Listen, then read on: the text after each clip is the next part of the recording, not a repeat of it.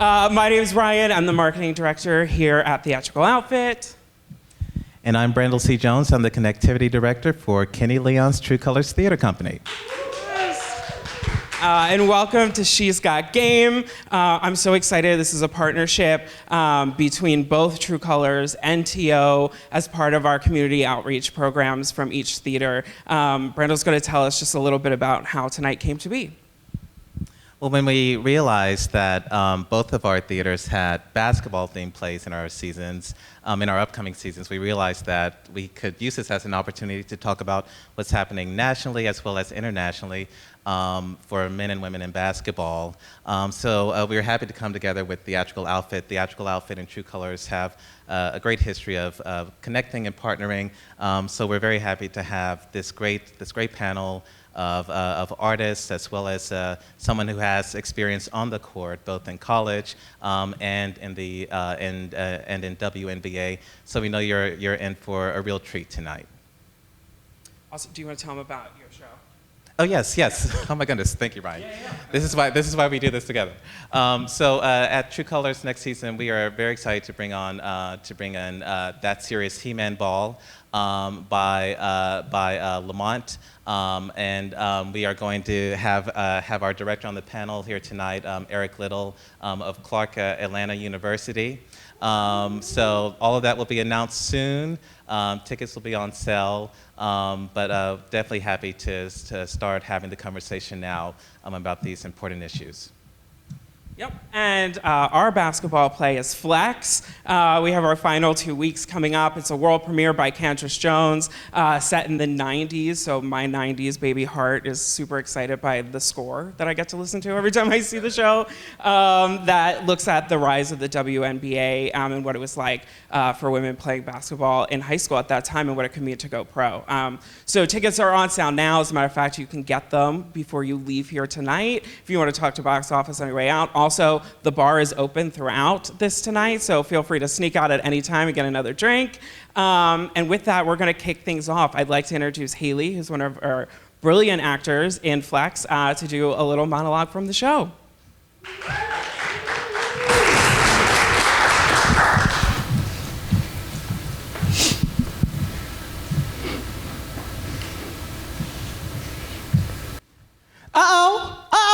Ghost Star, what you gonna do? What you gonna do? What you gonna do? This belly can't hold me. This belly can't hold me. What you gonna do, baby girl? What you gonna do, baby boy?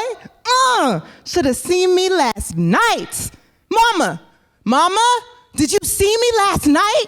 Did you see it? I was so hot last night. I bet coach was having flashbacks to when you was the point guard. 0.8 seconds on the clock. I snatched that ball from that girl. I was like, give me my cheese. She tried to take it back. I was moving too fast. Had to tell her, you can't hold me. I want to get inside of Sharice. She was right under the basket, and I ain't no ball hog. But you know, they double teamed me. I had no choice. All I could see was the goal. My shot was a rainbow swoosh. Nothing but the bottom of the net. You should have heard them screaming my name. My first buzzer beater ever. I finally know I'm just as good as you. No more Plainnole, Arkansas dirt courts for me, mama. No more dusting in my eyes, my ankles, my fingernails. I'm gonna win regionals, then states. Ain't no way you gonna believe this, but scouts are coming here to Plainnole. You said by the time I got older there'd be a girls' NBA. You were right. I'm going to the WNBA. Shaman ain't the only one who can make it. Folks call us double dribble. Get it? 'Cause we twins and both of us can dribble. Get it? One other thing, mama. I've been saving money. I'm about to get that car you promised me. Yeah, I found a little red car, my favorite color. See, I remember everything you said, and I'm gonna do whatever it takes to make it. And after I get recruited, every dream we had is gonna come true.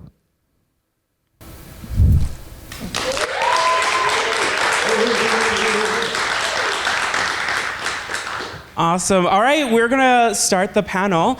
Leading the discussion is our very own Addae Moon.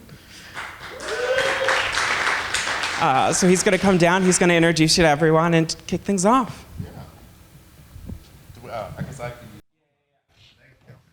Hey, y'all, thank you for coming. I'm Addae Moon, the Associate Artistic Director here at TL, and I'm gonna bring the panel up one at a time. So let's start with Coach Keisha Brown.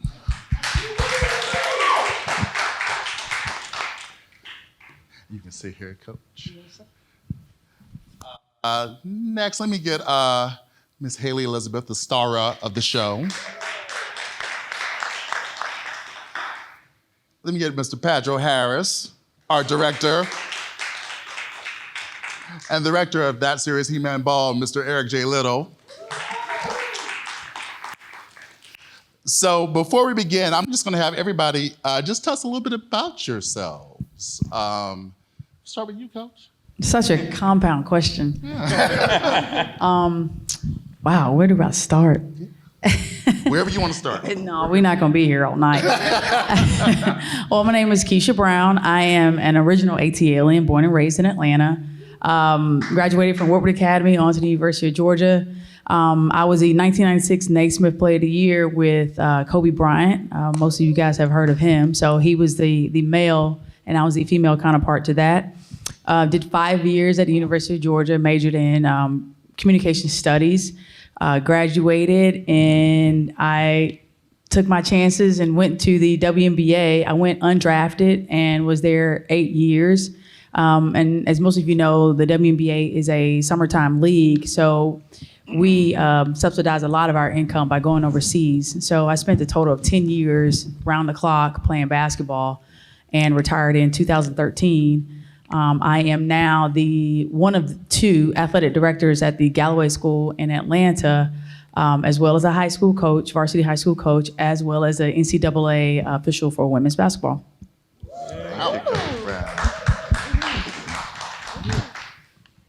Oh, wow. I am not as lived, but that's all right. I'm Hailey Elizabeth. I play Star Jones in Flex.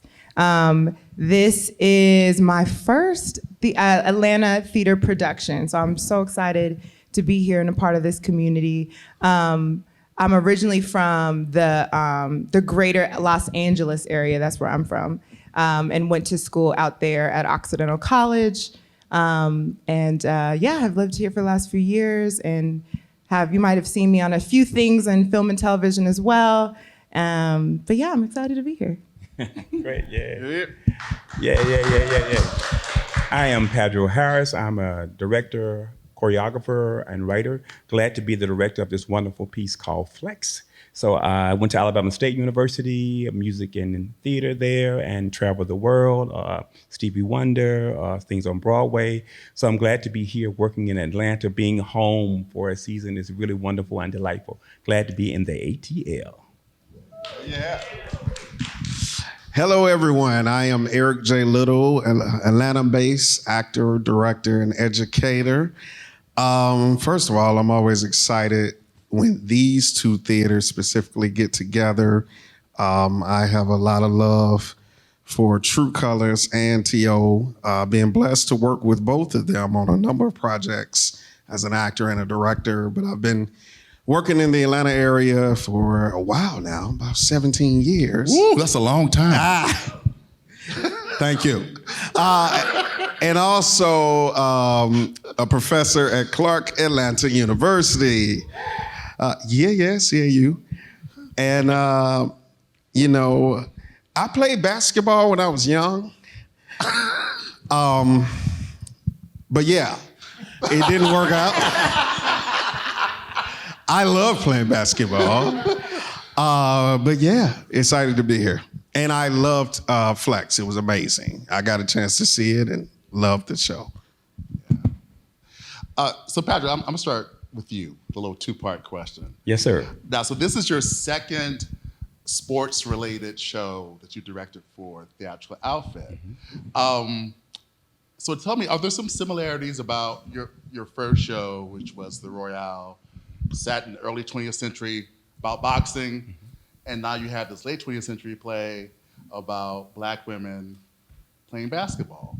Are there some similarities, connections between these two plays? Absolutely. Like, the first thing is physicality.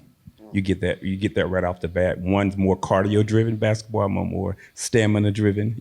They kind of crisscross that way. And then being a person of color, you definitely get that color relations of how we do it and how our language is different. But what stands out me to the most of it is that in the storytelling of it, that it starts off with the what. Everybody want to see, they see what they do or how they perform. But a lot of people are not interested in the why. If you're going to truly solve any problem that you go to, if you go to the doctor and you say, what's wrong? The next question is, why? Why is that going on? And a lot of times in both situations with the young Black women and stuff, they're not interested in what, just do what you're supposed to do. And the same thing boxing-wise, just do what you're supposed to do, not interested in the why. So that similarity just stick out like an arrow in my heart about that.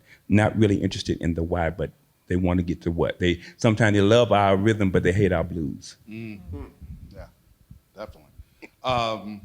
So in terms of, because you direct all kinds of shows, musicals, straight plays, whatever, is there a different approach to a show, directing a show that's so physical? It starts the same way. Everything starts with story. So everything starts the same way, then it'll branch off in different departments. If it's a musical, if it's about the Army, what I did with directed Eric, about the Army, the Air Force, if it's about basketball, it's about, so they branch out different ways. They end up in the same place, but they don't start the same way. So if it's physical, for me as a director, I always go and learn something about it. Like with Flex, I started playing basketball, went to Amber, got my basketball, and went to the court every 2 times a week at least to get the basketball inside of me. The same thing with boxing.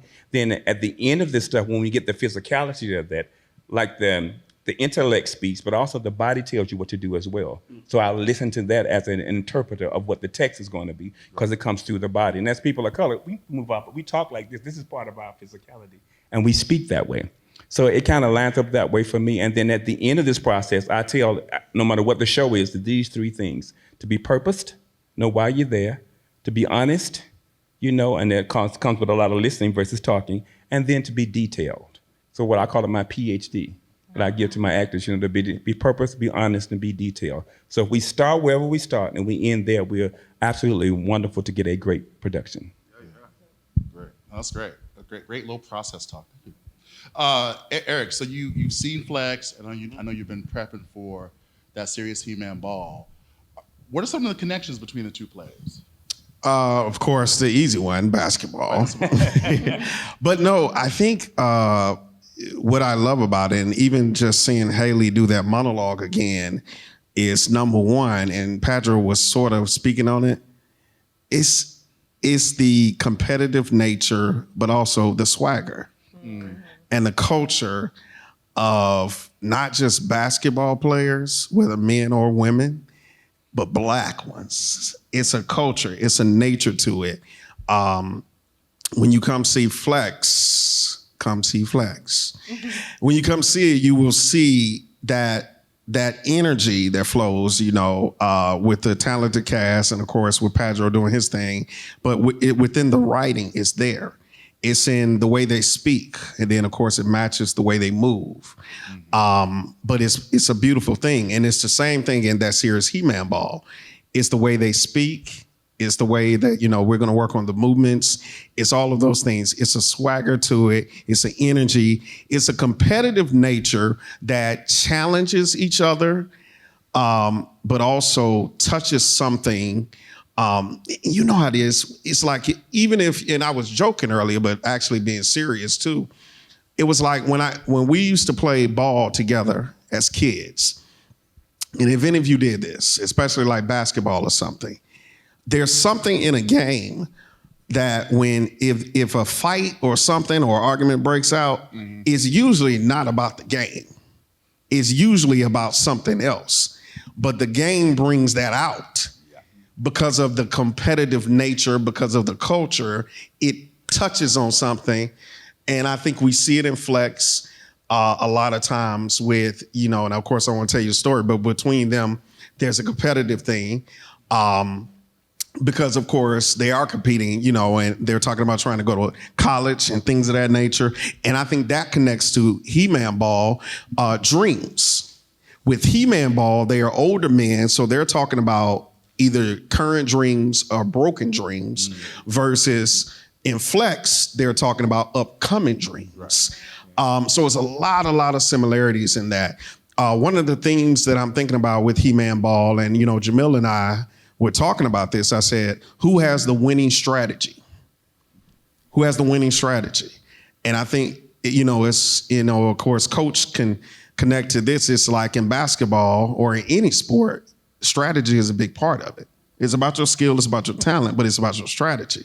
So in both of them, it's about basketball, but it's also about the strategy in life. And that is what they're arguing about. It's whether somebody's arguing about who has the strategy to win on the court so I can get out of Arkansas, so I can go to my favorite school or do whatever, or I've been through this in He-Man Ball, and who has a winning strategy? You said we should be doing this and we're not doing this, and now I'm sitting here with broken dreams. And so all this competitiveness, all of this energy is coming together on this court, and it's all about, we want to all be better together, but we sometimes fight each other, and then that's how we learn from each other and eventually get where we need to be. So who has the winning strategy? Yeah, and that made me think of in Flex as well, this idea of being baptized by the dirt.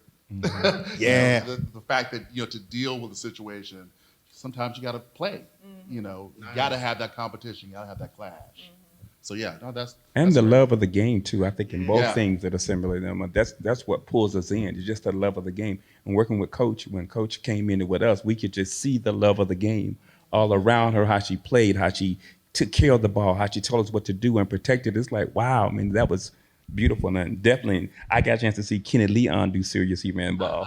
So I got a chance to really see that. It's a great play and seeing the physicality in that as well. And let me tell you, like you said, of course, Kenny here was the original people in He-Man Ball. It was Kenny Leon, Tony Vaughn, who's a very, talented actor here in town who everybody loves, and the great Tom Jones. Right. And Yeah. that was amazing. show. Great. Yeah. So Coach, being a professional athlete, former professional athlete, currently a coach, college superstar, what were the things in the play that resonated for you personally? It was definitely like a nostalgia of sorts, because I can look back, like being who I am right now, and go back through my career and say, like, I was a star. I was so many of these other teammates. I went from being the #1 player in the country in high school to being injured, right? To being a role player as a professional. So I've been through all those levels that, athletes like have to go through. A lot of times, like, it's always at 1%, right? From high school, you get anybody on a varsity team, 1%. So one person is going to go to college, and from college, 0.3 is going to be a professional. Right. So, I mean, those numbers are so staggering slim that, trying to teach my kids like what that actually looks like, you have to have more than just. So even when I talk to my kids now who aspirations are going to the next level and play in college basketball, take the test. Like, if you were to just walk on campus and just be a student, do you like that school? Because, right now, for me in my career, I'm basically in line waiting for a knee transplant for my left knee when I get finished, because I've just played so much basketball. But like, heck, I don't even care about that right now. But it's one of those things where I was hurt for 2 years in college. I spent 5 in college, but I would choose Georgia all over again, because for me, like, I took that test. I didn't play ball for 2 years and I still chose Georgia. Right. So, for me, like, that space is important. But you see, like, being the star of the show, for her character, like, she knew she was the ish. You couldn't tell her anything, but you also have this other teammate that knows she's the ish but doesn't really care, because it comes with the territory, and that's kind of how she lived it. And so that was me for so many spaces, and in high school I lost friends because I was Sydney, because there was that jealousy component. And then you have parents who was like, well, you should have what she has, but in all excess, like, what you have is what you have. Like, it's your path, it's your journey, it's your blessings.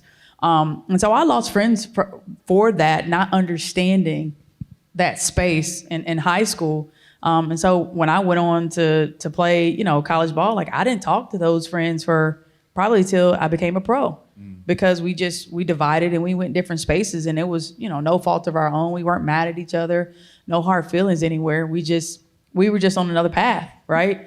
So it just brought back a lot of nostalgia and just some of the similarities. Of course, like I was excited coming in here because I got a chance to kind of bring that back up, you know, and we grew up playing pickup ball, you know, like I'm a 79, I just made the cut, right? I'm 70s, baby. So, but we grew up playing pickup ball, and that's asphalt, that's concrete. That's like me not having another female to play against, which to this day, I would rather not play against another female. I'd rather play against a guy. And so like being baptized in the dirt, like, yeah, let's check it up. Let's see if you better. And then if you better, you know, and sometimes my friends would get mad at me and be like, all right, race you from this mailbox to the next. Like, you know, it was those kind of things. But like nowadays, it's not there. Like it is vanished, to be honest. Like kids don't know how to play pickup ball, even if they have a gym. They don't know how to play pickup ball anymore because they don't know how to advocate for themselves outside of doing it on social media. You know, this is a physical presence. This is, you know, we always say when you're overseas, be where your feet are. And if you're always like looking at that next profile, or if you're always looking at somebody's great edit on how great they are, right? Or in these days, who has an offer from a school and they are freshmen, like in high school, you know what I'm saying? It's like, who cares? Like that offer, to me, it absolutely stands for nothing, because that coach is probably going to be somewhere else the next 2 years. Right. So, you know, this place, the play, like I think I've seen it like 3 times full now. And to your point, Pedro, I get something else every single time. Like you have that coach, right? It's like, this is what you do. This is what we're going to do. I don't care if you're on live flex. We're going to run it anyway. And guess what we say? All right, we're going to run flex. You know, it's where we were. And for these times and for these young people that are out in this world now, it's so many other distractions. You know, they can still go home and not be home. You know, whereas we go home, we know we're going to have food on the table. We know we got to do homework. We know we got to go to bed because we got to get up and do it all over again. You know, and so the mental component for us, I think that what made us stronger in our generation doesn't make our young kids as strong, because they have so many components that are pulling at them and are forcing them to go one way outside of them being mentally capable of handling themselves. Right. Oh, definitely. Wow. That was an inside scoop. Thank you. Hailey, so you played ball in high school, and you're an actor now. What are the transferable skills? Like what did being an athlete in high school teach you that you use now as an actor professionally? That's a great question. Being an athlete in high school is very similar to, specifically with theater, of this idea of like an ensemble. An ensemble is a team, right? We're all coming together for one greater goal. And especially a play like this that has so much heavy thematic material. I mean, we talk about everything from women's rights to sexuality, and we have to take care of each other. I was just talking to someone today about how I absolutely love my cast. I wish they were here today, because even being here on this stage alone, I'm like, I feel naked without them. You know, that's my team. I can't do without them. I can't score without them. And we take care of each other. And so that's definitely the connection, is like this idea of team and cast. And that's one of the reasons why I absolutely love theater, is that ensemble idea, that we're coming together for a greater purpose and a greater goal. And then on top of that, also, there's this idea of discipline. Even with this play, when we first were doing it, it is a workout, y'all. It is not a joke. What I just did right now, I do that, but run around the whole stage with the basketball. So I gave y'all a toned down version of that. And so having that discipline to take care of your body, that's related to, as an athlete and a theater professional, being careful what we eat. I come in here an hour early and I run these stairs. I play with the ball. I stretch every day, every morning. I feel like an athlete. Right. Because you are an athlete. Yeah. So That's definitely the similarities is this idea of a team and a cast and then the discipline of taking care of yourself. Yeah. Oh, that's cool. There are more questions, but before we get to those questions, so Candrice Jones, who is the playwright of this piece, is also a part of the Next Narrative project that True Colors initiated, I think, a year ago. And there's an actor who will be presenting something that Candrice wrote specifically for that project. Well, before we turn to our amazing artist, I just want to say a bit about how fabulous she is. This artist is the winner of our 2022 Next Narrative Monologue Competition, which is a national competition which introduces teenagers from around the country, high schoolers from around the country, to today's contemporary amazing Black playwrights. And this artist won our Atlanta Regionals Next Narrative Monologue Competition this year. She's absolutely amazing. And she just began her freshman year at Brandeis University a few weeks ago, and she came just in time for this performance, so we're very lucky to have her. And I will now turn it over to LaNiyah S.K. Grovell performing It's Aaliyah for Me by Candrice Jones.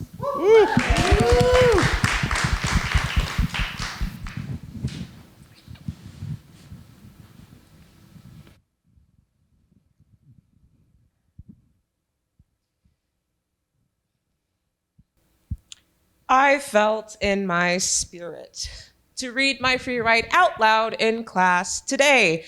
Thank you, Ms. Smith, for the opportunity.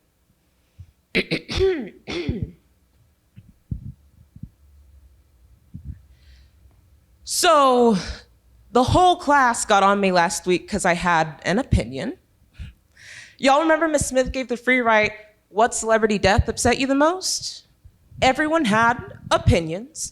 Some folks said Juice WRLD, some folks said Michael Jackson, but I said Aaliyah, because to me, she is the greatest female R&B singer ever. And that's when everyone, even you, Miss Smith, the teacher, overreacted and started talking about Whitney Houston, Whitney Houston, Whitney Houston. Some folks said Beyonce. She ain't dead yet, so she don't count. Then they got back to Whitney, Whitney, Whitney. Listen, I love Whitney Nippy Houston, but she don't represent me. Y'all can roll your eyes if you want to. It's Aaliyah for me. Whitney had a beautiful voice, okay? The way she sang the national anthem almost makes me, the way she sang the Star Spangled Banner, almost makes me forget racism. That's cool too. But I wasn't mad when she died. Her voice and her body were all messed up. What folks saw growing up in the 80s and 90s, I didn't see. I saw pain, shame, butched wigs, and addiction.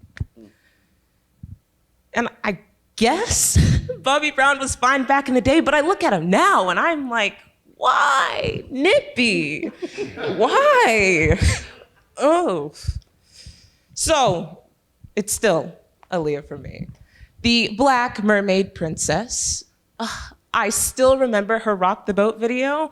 It looked like she was an angel already. She was the first person who ever made me ask my mama why people had to die. Why can't they just live forever? I took her death so hard, even as a little girl, and she was one of the first Black girls on TV to do goth, or something like it. That Are You That Somebody? She had that hawk on her hand, freeze beat to the vampire gods. Oh my gosh. Looking at her felt like I saw a Black girl who could control any creature on earth that she wanted. I mean, I get white people loved Whitney. She had the voice and the face, but Aaliyah was Aaliyah. She could dance and she had the flat stomach that all the girls still want. And when I heard that she wore shades all through her first album so that her beauty wouldn't get in the way of her talent, I thought that was so dope. Tell me who's got the guts to do that today. People kind of forgave R. Kelly for wanting to be with her. No, they kind of forgave him because they think he's a genius. Well, they forgave him because they forgive men for doing stuff like that. But he is not the subject at hand today. Back to Aaliyah, because I can sing along to her songs without losing my voice, because she was that dope tomboy that every girl wants to be, because looking at her was like looking at Black perfection that would never die. So y'all can have Whitney, Michael Jackson, Prince, Juice WRLD, whoever. It's Aaliyah for me.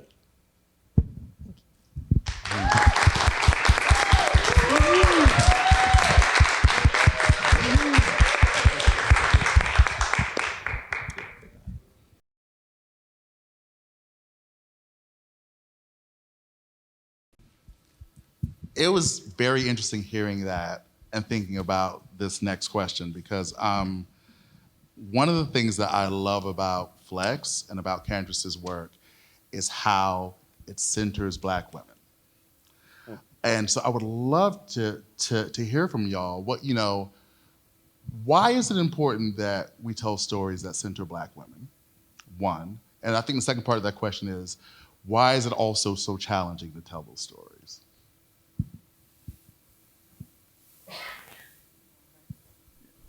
I guess I got this. It was like, go ahead. Gosh, I don't know if I'm gonna get real deep on this, but I do believe that Black women in this country have been told how to be, who to be, what to be, since they've been here. And we have not all had a space. I mean, I'm not gonna take it all the way back to slavery, but we haven't had a space to own who we are unapologetically in this country. And who we are has been written for us in so many ways. And being authentically us has been stolen from us as well. I mean, you think about our style, our swag, the way we talk and carry ourselves. People love to exploit that and market that. It's not ours. We don't get to own that. And it's not until we get a play like this that's written by a Black woman, performed by Black women, talking about Black women, that we can really authentically see how beautiful and complex we are. It's been such an absolute privilege, because when you all see this play, as you should, you'll see that there's 5 young Black girls on the team, and they're all similar, but they're also so different. And they all have their own unique struggles and stories. But there's also this sisterhood that we just understand as Black women, like we get each other. And I think this play creates a space for that. I think I'm gonna take it from a different perspective, because I actually lived in Europe for so long, and it becomes a matter of complexion. You see, I'm lighter than you, but I'm no different than you. We have so many similarities that we don't even know, right? Because we haven't discussed. But to the naked eye, as I go into Europe, right, and I'm playing in Europe, and I'm everywhere from Eastern Europe to all the way over in Russia, and I'm not Black, right? I'm Brazilian. I'm Cuban. My hair texture is different, so I can't be Black. The stereotypes that are had, right, made by TV and being viewed to Europeaners is not what I am to them face to face, right? I like different cultured foods. I'm not a hamburger, hot dog kind of chick, So it's like, whoa, wait, and it's like, well, okay, well, let me go ahead and bust the stereotypes open, right? And so you spend that time over there, and you effortlessly, you spend that time breaking stereotypes, and then you come back home, right? And you can go 40 minutes north and you find yourself breaking those same stereotypes. So it's really interesting because I think a lot of it, unfortunately, not having to apologize, right, about who we are. Like in this world, we already have two X's. We're black and we're female. And so we're dodging bullets every single day, and we can't just live, right? It's the same thing with black men for that matter. It's like you're dodging bullets just because of the uniqueness of the way God made us. And so it's being able to do that, but it's also being able to be proud and basically not apologize, right? And it's like, I mean, I'm not sorry. Like, I'm from south side of 285, but I live up in Dunwoody. Like, I don't care, but it's those things that, if we have to continue to break stereotypes that, one, we don't even know we have, right, that are projected upon us, and we have to break those stereotypes, and then so be it, break them. And I'll take this a step further. When you play basketball as long as I have and you get in those arenas, the first thing people always say, well, they're all lesbians. No, they all aren't lesbians. Yes, there is a high number, but they all aren't lesbians. And it doesn't mean that everybody is going to turn into a lesbian, because you end up playing basketball or this sisterhood that you have, that all of a sudden all is one. So, you have young ladies in the league that constantly have to fight that. So it becomes a whole nother realm, right? And so let's take it back to Flex. You have 5 young ladies who they all are experiencing different things in their high school lives. And then it's like, okay, so do they wrap themselves into that stereotype and that's how they see them? Or do they go about being who they are, and how their families raised them? To be positive, strong women who you just keep cracking stereotypes. And that's essentially what it is. You have to keep cracking stereotypes that, one, you probably don't even know. I don't know what I don't know. I don't know what you think about me even the first time that you met me, but it's just cracking those stereotypes and letting people know that, like, okay, like I am Keisha. This is who she is, and that precedes when I walk into the door every time. Yeah. I love that. Something I love about Candrice's writing is that she breaks up what I call a block of black. Sometimes we do black things, they be very general instead of being very specific. Her writing is very specific about it. When I talk to her about it, it's about the women are beautiful, they're strong, they're all those things. We try to make it be one thing, but it was just one of those things, like Shakespeare's particular way, Chekhov is a particular way. Black culture is a particular way. It's very specific. How you do it, how you enter to it. So it makes sense to break up what I call that block of black. Her writing is wonderful in that way, that it honors it, but it shows that the rawness of what it is. I always, for me, as I'm being a black male in directing the piece, I learned things about the woman's culture that I did not know. Listening to them and hearing their voices and what they thought about it, I was like, I did not know that. And do whatever. So it was a good education for me to be a support system for that and a guidance for that, and also a listening ear for that as well. But the women are strong and wonderful and beautiful, and there are many things. It can't be one thing. We don't get a chance to be a black person, know everything about it. I'm not one person. I'm not everybody. I'm just one person. And so the same thing about all the women they're just one person. So they don't have to have the weight of the entire culture on their back saying one thing. Just one person. Just see me as one human being. Yes, I'm proud to be a person of color, but I'm a human being first. Yeah, I think I know there's something very unique just about black women. And as Pedro said, of course, with the both of us being black men, but it's when you raised by a black woman, got black grandmothers, your aunties, your sisters, your nieces, and then even with me right now, I teach, in the theater department. That means, at Clark Atlanta University, HBCU, it's comprised of mostly young black women. And there's something very unique about them. And I love what Pedro was saying. I love about Flex as well. And I think Hailey said it as well. All 5 of the players, they love basketball, but I love this about her writing too. They're all unique. Yeah. They're all very different. And I think that is, it kind of shows that specificity is beautiful because it shows and sort of like, what Coach was saying to, some people think, oh, you're black, you're a black woman, or you're just this. It's like, nah. And especially like, as the brothers tell you, even if we know our black women's like, nah, because you might know somebody like, nah, she's not like that. Right. It's like, that might be somebody else, but she's not like that. And I think the thing about it, and I love what Hailey said too, the uniqueness is not to be exploited, but explored and admired and learned from.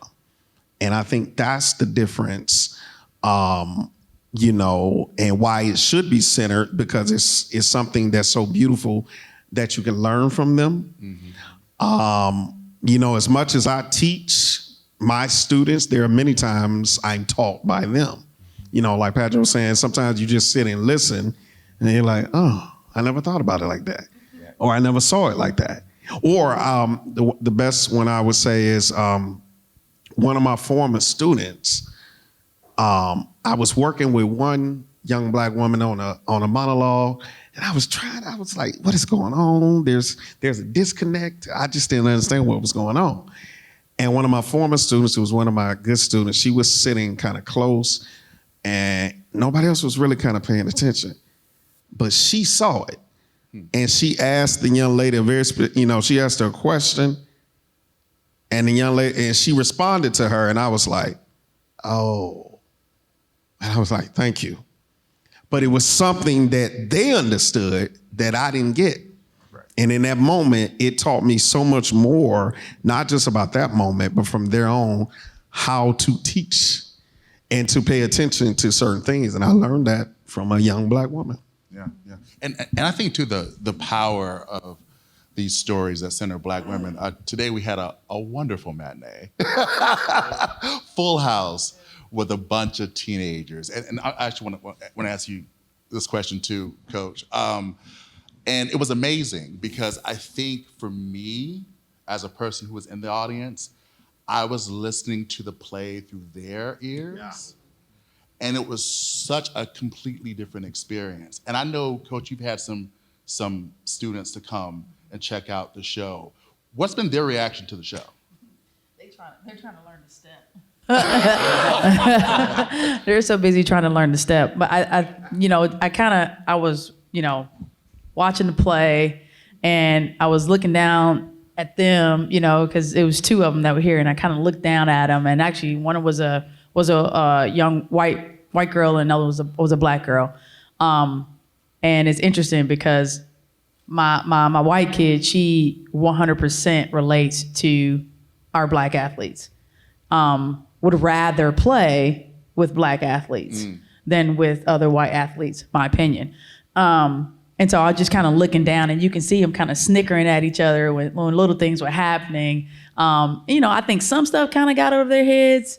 In terms of like when you guys got deep when we were at Sydney's house, I think some of that stuff kind of got over their heads.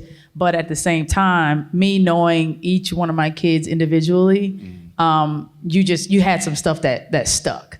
And I think that was the thing. So I caught myself kind of looking like down and seeing like how they were reacting to certain things that I knew were about to happen, just to see, their bump of the reaction. But of course, like the biggest thing is, because we're trying to go for a high school championship this year too. And this is like our go season. So when that end was happening and coaches and everything, you guys were getting it over there. I'm just kind of like eyeballing them and see what's going on. And it's like, we got to get this step right here. I was like, that's going to be the practice before the game. We're not doing that at the game. But I mean, it was good to see that. But it was also good to see them like just locked into the whole play the entire time. Yeah, definitely. So now we're going to approach the elephant that's in the room. Sister Brittany, who is having some issues in Russia right now because of some problematic drug charges. I want to know, what was your first reaction when you heard about Brittany Griner's case and her situation? What was your first reaction to hearing about it?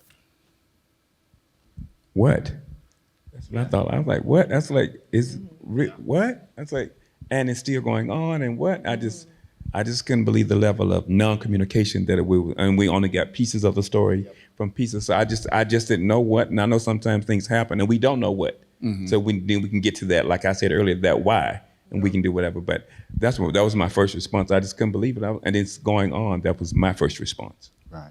I think same thing. I was, sorry, turned mine off. I was like, say what now? I was like, what's going on? What's happening? And yeah, trying to get, like you said, the whole story and just trying to figure out what's happening. Yeah, that was the main thing, the first reaction. Yeah. How about y'all? I think for me, I'll probably get in trouble for saying this. I was more like, why she go back? Right. You know, I played in Russia, and a lot of us have. I played in Russia, and you 100%, like, who has a choice if they want to live in Russia, not outside of the Russians, right? We make a lot of money over there, and Brittany makes a lot of money. And so her going back, I think the question was like, why did she go back? That was my first, like, why did she go back? Because normally when you go back, you kind of partner with the other foreigners that are going back, and you're on the same flight. Oh, okay. So from an intimate standpoint, knowing the routine, that was my first thing. It was like, well, why was she the only one? So that's where that was. But then it was about collecting information.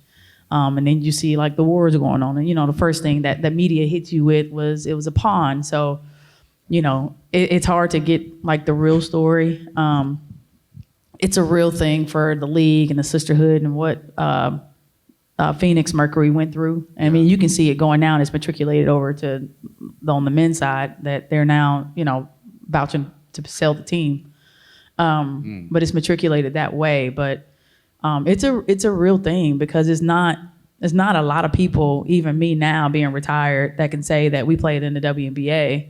Because even when I played, it was 11, you know, and you had two what we call IR players, injured reserve, but whatever. So it was 13 roster spots, and you know, at one point we only had 12 teams. I think we're up to 14 right now, and they want to expand, but it just wasn't a lot of us. And so it was it was our PhD, right, as basketball players.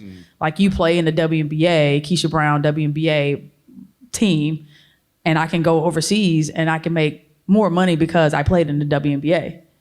You know, and I make my money overseas and I come back and I'm a better player for the WNBA. And then the next thing I use that same thing, right? I played in LA for 2 years and I was a starter for LA for a year. And all it did was it moved me to that next step overseas for me to make more money. And that's how we have to live, like currently in the past, and I'm almost certain in the future. You know, and so it's just a tough bid, right? And where a lot of young ladies don't want to go overseas anymore. Contracts have gotten better in the WNBA. A lot of people don't want to go overseas because, you know, especially now, right? They don't want to be like, what if it's me? You don't want to deal with that, but you also don't want to miss out on tripling your money. So it's a hard thing. So like, you know, you could easily answer the question, like, why'd she go back? She got a check waiting on her, simply put, you know, and for that to kind of roll and snowball itself, and for her to be in the situation that she's in, like, it sucks. You know, we all know it sucks, and we breathe for her, and we want the best for her. You know, we're not gonna stop talking about it. Thank you for bringing it up. But it's a real issue, and it's a heart tug. You know, it's like a real heart tug. To continue that conversation about why these WNBA players are going overseas, I think that also goes to the question of like this wage gap difference between the WNBA players and the NBA players. A lot of these, I mean, from what I've read of articles, it was Brittany's wife, I believe, who encouraged her to go. And I'm guessing that she's in some ways the breadwinner for that family. And so there's this pressure on her to bring home that bacon, you know? And I feel like for NBA players, because they make so much money, they don't have to worry about having to go across the seas to get the money that they deserve. And so there's that pressure that comes with it where, you know, she had to go outside of it. And then once she left, now she's like stuck. And that's something that I feel like WNBA players shouldn't have to go through. They shouldn't have to go outside of their own country to get what they're worth. Yeah. That's like artists, you know, at the time, the 20s and 40s, the same kind of scenario. You got to go away to be appreciated, you know. That's true now. Watch it. But to speak to that pay disparity, and this is from this is from CBS News from back in May. The average male NBA player earns $5.3 million a year, and this is from Basketball Reference Stars.com, and by comparison, the WNBA player earns an average of $130,000 a year. So that's a huge gap. And it's I'll tell you this, the CBA, it's I think it's in its second year, and kudos to Sue Bird and Nneka Ogwumike and all those people that are in that WNBA union that really stood, you know, face to face, toe to toe with, you know, the people that control the contracts, right? Because when I played, and this was 2001 to 2010, right? It's a blanket contract. It's a blanket contract. And so this new CBA, one, it gave them way more money. I mean, you know, to get into the details of it, like they have a fertility clause in there. Because if I would have gotten pregnant when I was in the league, that's a liability, and other things would have happened. But now, I mean, and you see it. One of our sisters in I can't think of her name right now. I'm drawing a blank. But she played in Minnesota. She had a baby, and she was able to keep her contract, get paid, and play towards the end. And so that piece, like that stuff like that, it's important. Like if you want to have kids, like you think about it, we're playing basketball in like the peak of our fertility years. Right. And so we're holding back, you know, like I just had my first child at 42. I had to wait. Right. And now it's an opportunity for these young ladies to be able to have families and still be able to keep their jobs. And so the contracts have gotten a lot more individualized with this new CBA agreement. That, like I said, kudos to Nneka Ogwumike and Sue Bird for stepping up and doing what they do, because I mean it's important. You know, obviously, like the guys, they are making babies, but they're not, you know, having to carry them and all that good stuff. You know, but at the same token, to kind of balance and give a perspective, you think about the NBA, who, you know, they're in their 70th year of some sort, right? And we're pushing 30. So you think about that gap and what they started with when the men were in the ABA and what they were making. Like, think about what Kareem Abdul-Jabbar, one of the greatest, think about what he was making. He might have been pulling $2 million.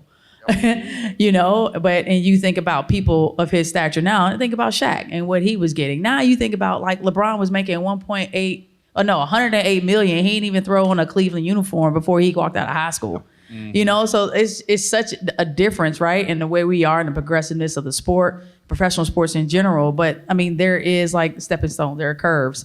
And I think for the women, I cannot, you know, kudos to the girls that are in there now, and they're putting that thing forward for us to be as strong and to keep, keep the train moving for us to continue to do great things. And, you know, the same for women's soccer to that degree. Yeah. You know, and what Megan Rapinoe has done. Absolutely. They're closing that gap in soccer, though. Absolutely. Right? Yeah. Absolutely. Yeah. I mean, you can literally go across the board, and I've done these studies. Like, you can go across the board and you talk about tennis. And what Billie Jean King had to go through, you know, even when she had to do the battle of the sexes and what she was making versus what her counterpart was making. You can go to golf. Like, you can literally go down the line and you can see like there is a huge discrepancy in pay for the same swings. Right. Yep. Right. You know, so. Right. And I know, Coach, like a part of the work, applause. I know a part of your work as an educator has to do with financial literacy and getting young female athletes to understand the money. So, what are some of the things that you tell them to keep an eye out for? Man, that's a loaded question, because I'll probably give you something. I think like the biggest thing is like everybody has their eyes on WNBA, right? I think a lot of times our kids kind of skip levels. They feel like they got to skip a level. You know, and I think these levels are here for a reason, like it's part of your process. And for that matter, like, yeah, you need to go to college. Like, it ain't to work on your jump shot, it's to freaking get a degree. Right. You know, like, your jump shot gonna come because you're gonna spend time in the gym. But, you know, and it's also like that basketball is your ticket to anywhere you want to go in this world. And it was mine.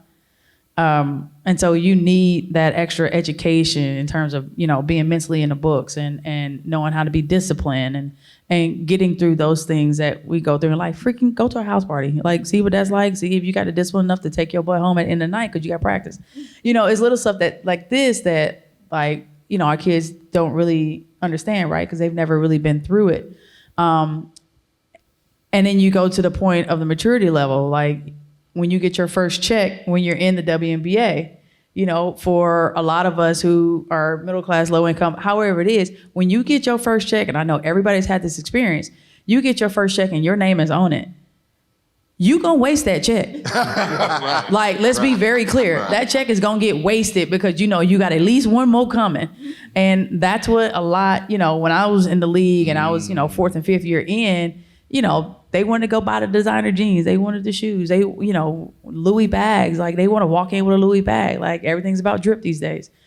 Put that check up. You know, like, put a third of it up. Like, something's going to happen. You know, for me, I went overseas, and I'm going to be flat out honest. I went overseas with a contract for 90 grand.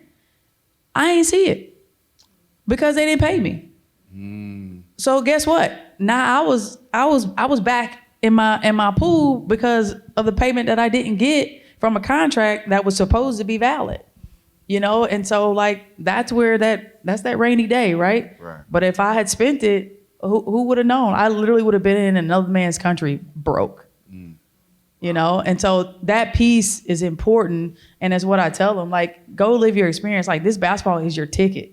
Like, it's your ticket, but you got to understand what to do like afterwards. So I always play games with my kids, and I'm always like, y'all know, like, you get in trouble, like, you're gonna need a lawyer. That lawyer make a whole lot of money, right?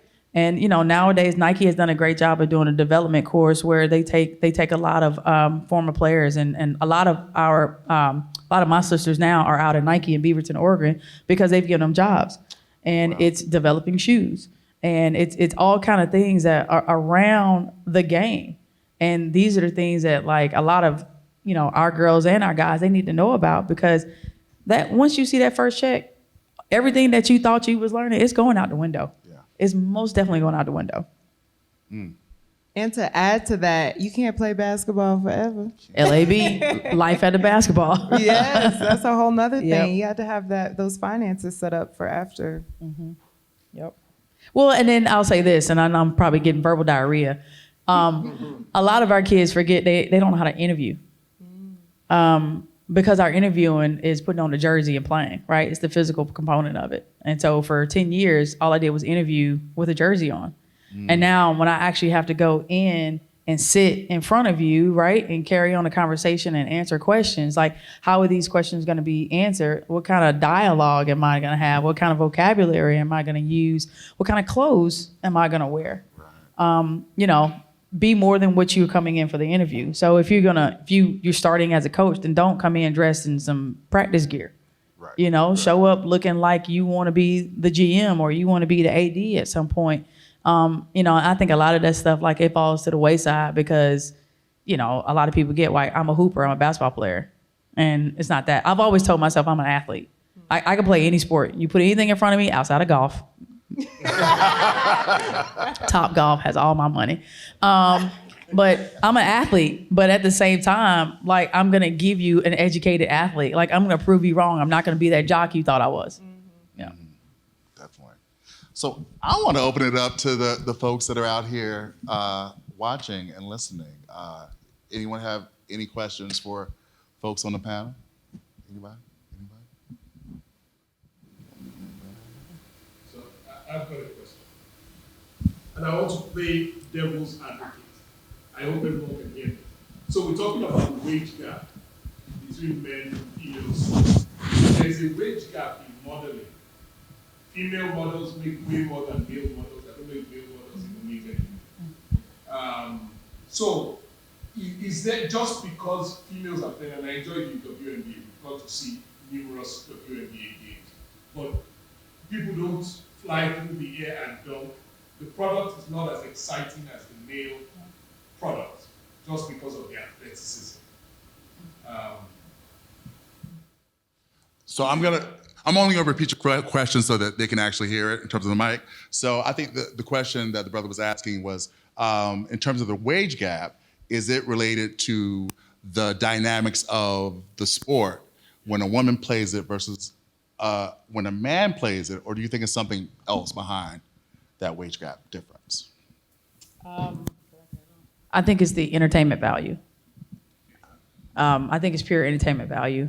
You know, when you use models as an example, only the elite, right, can walk them down the aisle, and we may not have access to those tickets.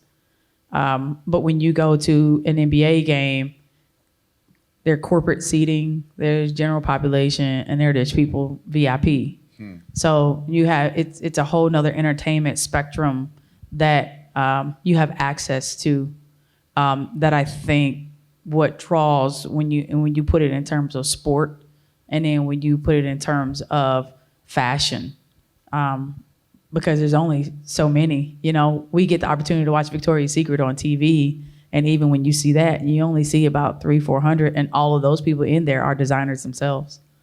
So I think it's a very interesting question, and it's a totally different dynamic. I think just because of the interest in the entertainment value. I think just culturally as well, you know, in any business, men get paid more sometimes than women, just around across the board. It's not like, oops, surprise. But it's the same thing that we trickle down to. It's the same people are in charge of it think less than sometimes. The thought pattern behind it, now sometimes not the talent, but definitely sometimes like the thought pattern behind it is less than. People think that and they execute that with their money. I think also, in terms of the athleticism, I think it also, because basketball has been so male dominated, like you said, the women's team has only been around, the WNBA has only been around for 30 years. But I don't think it's like sports in general, because then you have like volleyball. People are not watching a lot of male volleyball. They're watching the women play volleyball.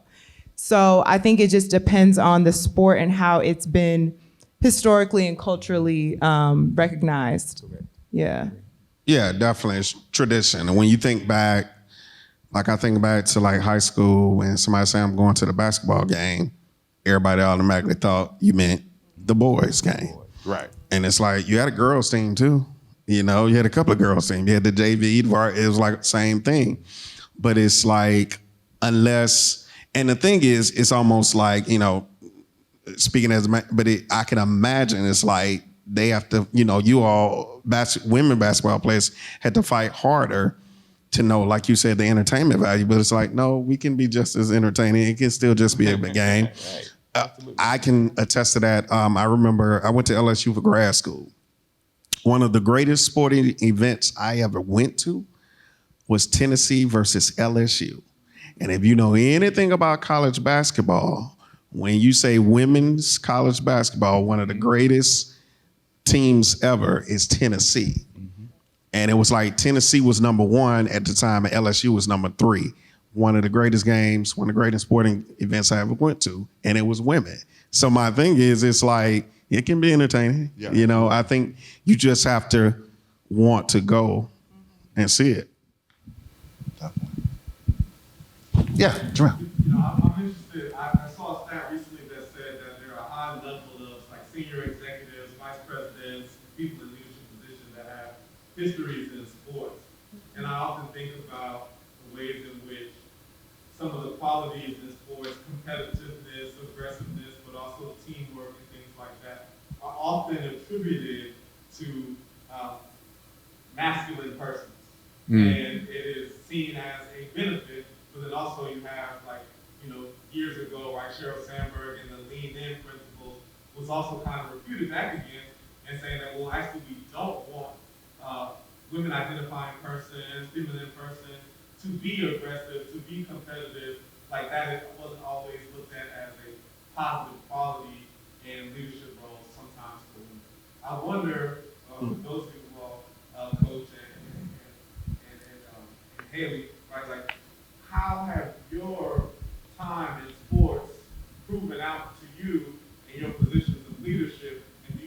yourself often bucking back against what seems to be not just the glass ceiling, but also the way in which people view athletes and the ways in which that has worked out for certain persons. So to repeat Jamil's question, for the folks watching, in terms of the idea of leadership being a masculine quality that men naturally have, as women athletes, and I would even say as a female actor, what are those challenges that you encounter in terms of this idea of leadership equaling masculinity all the time? Okay. I think it's a very dynamic question because in the leadership role that I have to sit in as an athletic director, one, you don't see many female athletic directors. And so I'm normally at a table with white men. So, there's that component, but it's a respected thing, right? Because they know my background, they understand my background. And the competitive piece that you speak of, I think it's all ingrained in us, right? Once we play a sport or we play it at a high level, or just even competitively, in theater, I've come in and I've learned, these jokers right here, they competitive as ever because, not only they want to get it right, but it's a different kind of right? It's a different kind of mindset that for me, I was able to channel into. When I was with them, it was more or less the moves, right? Getting the moves exactly where we wanted to be, and it's about that timing. And I felt like for me, it was just about teaching them the ego that I have as a competitive person, right? And flushing that ego inside of them to become that basketball player within them being actresses. So there's that competitive piece. Normally when you are a woman in a leadership position, right? Sometimes we can get called another name, which is fine. That's just being assertive, being aggressive, and going after what you want. Because for us, for any leader, there's always a bigger purpose, right? And then we're fighting for everybody else. And I use that competitive component, and I use my womanness.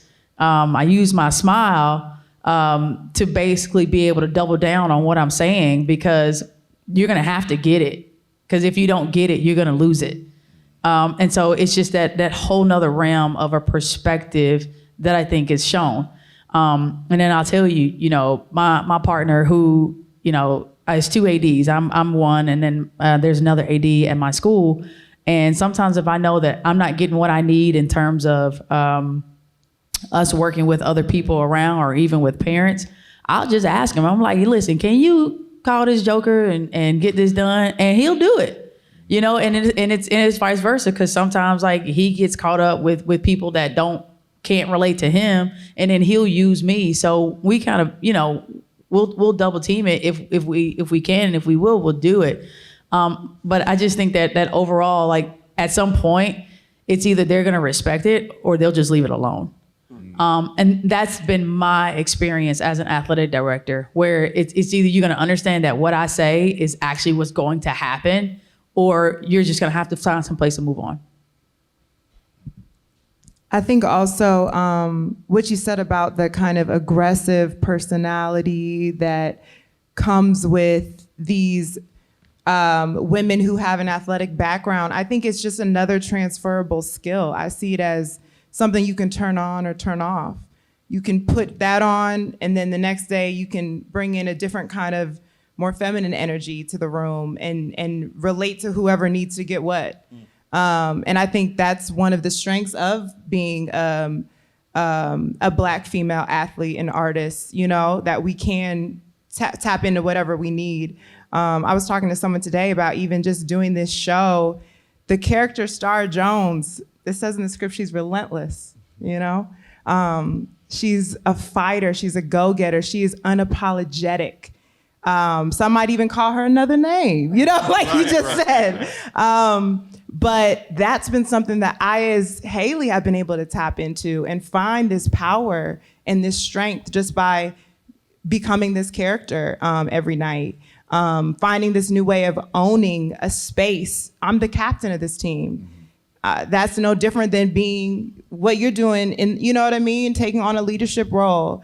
And it's to me, it's just another transferable skill. I don't see it in any way as something that can be an issue or hinder my growth. I see it as a benefit. I can give you a little bit of an example. I'm gonna talk about Hailey something. I brought my basketball, which had my initials on. Their basketball's a little bit smaller. So when it was time and they were rehearsing the play and we went closer to do our tech thing, Hailey said, "Hey, Pedro, is this your ball?" I mean, get it off the court because we don't need this ball. He's confusing us anymore. But just using that power to say, like, your time is up, dude. Get your ball on off, which was great. But it was the way it was done. It's like, hey, we own this stuff. We don't need your stuff up in the middle of our stuff, which is great. Yeah. So I have another question for the actors, the directors. YouTube, right? This whole new platform that allows individuals to create their own content, and there's no gatekeepers. And I mean, I watch a ton of Black content on YouTube. Can you speak to that, and what does that look like?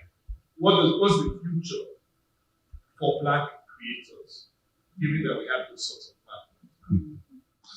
And we're going to repeat the question. Given the platforms that we have, YouTube being an example, what are the venues for storytelling for Black creators now that we have more access? I think that with any change and in growth, there's good parts about it, great parts about it, and then things that may be challenges. And I'll tell you that actually from an artistic and educational aspect, because it's so funny. I literally just talked to my class about this today. From the artistic standpoint, it's beautiful because someone like Issa Rae, who created and starred in Insecure, if I'm not mistaken, her series was on YouTube, The Misadventures of the Awkward Black Girl, and it started there. And then next thing you know, bam, she's on HBO. So when you see that and you hear those stories, you love it because it's like, wow, it's like, that's how she got an HBO gig. Mm-hmm. And so I think that's the beautiful thing. So then let me tell you my educational from a standpoint. I was talking to my students because it's like, you will get a whole lot of great content and then sometimes it's not. Right. But that's just the work. And of course, that's my artistic, opinion. And I think that happens on any levels because, I said, just because you can upload something to YouTube doesn't necessarily mean that it's good. Right. But I think with anything, it's artistic integrity and artistic responsibility, because I think easier access doesn't negate you still doing good work. And I think, so that to me is the thing, especially with teaching my students. And so giving an example of what I said today too, I said, I was like, when I'm giving them to work on monologues or something, they'd be like, oh, I went to YouTube and I watched. I said, stop right there. Stop right there. I said, stop right there.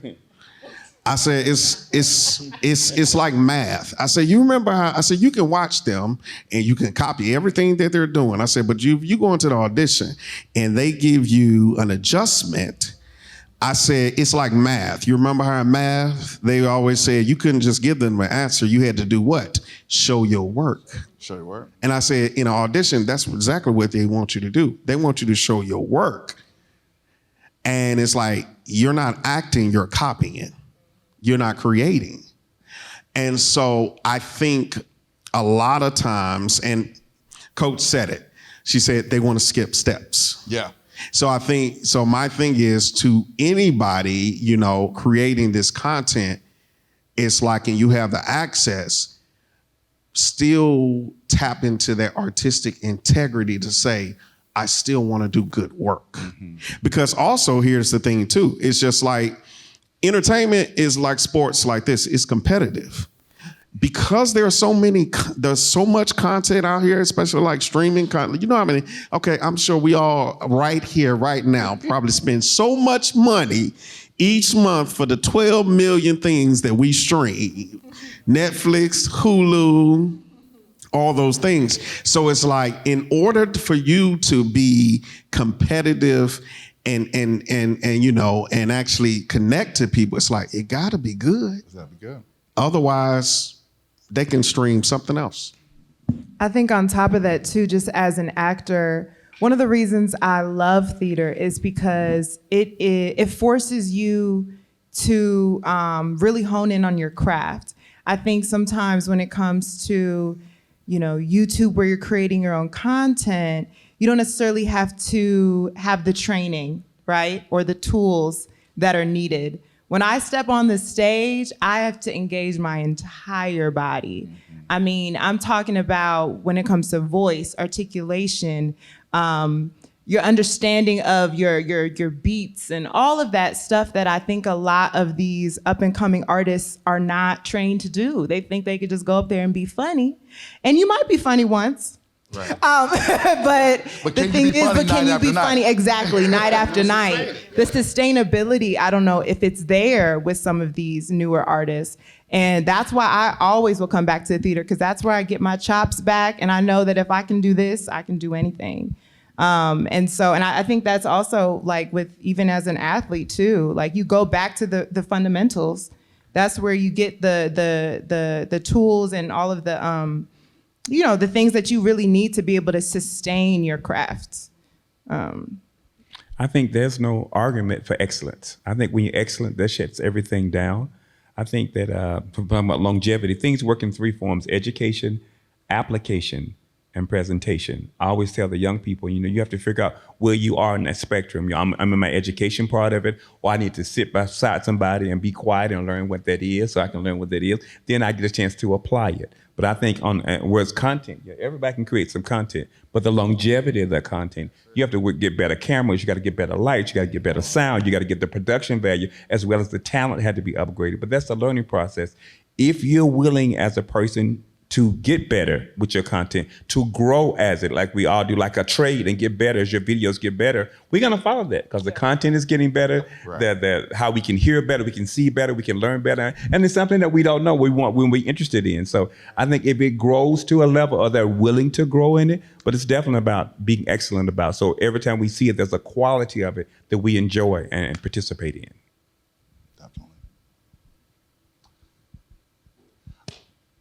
Thank y'all, all of y'all, for being here today and having this conversation. And before we end, though, we want to bring down our brave leaders from both institutions to send us off. Shoot! Yeah. Turn it. Well, y'all, thank you so very much for coming here. My name is Jamil Jude. I have the pleasure of being artistic director at Kenny Leon's True Colors Theater Company. On behalf of everybody on staff, first off, I just want to say thank you to your theatrical outfit for being a partner here on this one. Matt and I, we had the pleasure of starting our artistic journeys here in Atlanta around the same time, so it's really good to partner with you and your organization on this. Thank you to our amazing panel. Addae, you always do a great job moderating. Coach, thank you very much. Hailey, Pedro, and Eric, who is going to be the director of True Colors' 20th anniversary production of that series, He-Man Ball. He mentioned earlier that the show has an amazing Atlanta legacy in True Colors as we reclaim ours in our 20th anniversary season, and really reclaiming the legacy of True Colors and what it means to not just Atlanta, but Black theater community. Really excited that Eric is going to be helming that production to talk about Black male masculinity and how we find it on the basketball courts often. Big shout out to LaNiyah, big shout out to Hands in Motion, shout out to Candrice Jones, one of our playwrights, and the playwright and the blueprint behind this fantastic production of Flex. I'm just back in town, so I cannot wait to see the show. Before I let you all go, True Colors, this is part of our community conversation series, and we're gonna have a complete slate of community conversations. So I hope that you check out and wait for our announcement for the fantastic work that Brandon Jones and our connectivity department does. Come check back with us soon for our full slate. Thanks, Matt. Thank you so much. Just want to thank you for being here and thank everybody who had any part in putting this amazing conversation together. I really just have one thing to say, which is come and see Flex. It's an incredible play. This cast are just on fire. Yeah. And this story, it's difficult to box it in to just one thing, just one theme. It's rich, it's resonant, it's about now. I think it showcases the best of what Atlanta theatre has to offer. And please come and see it.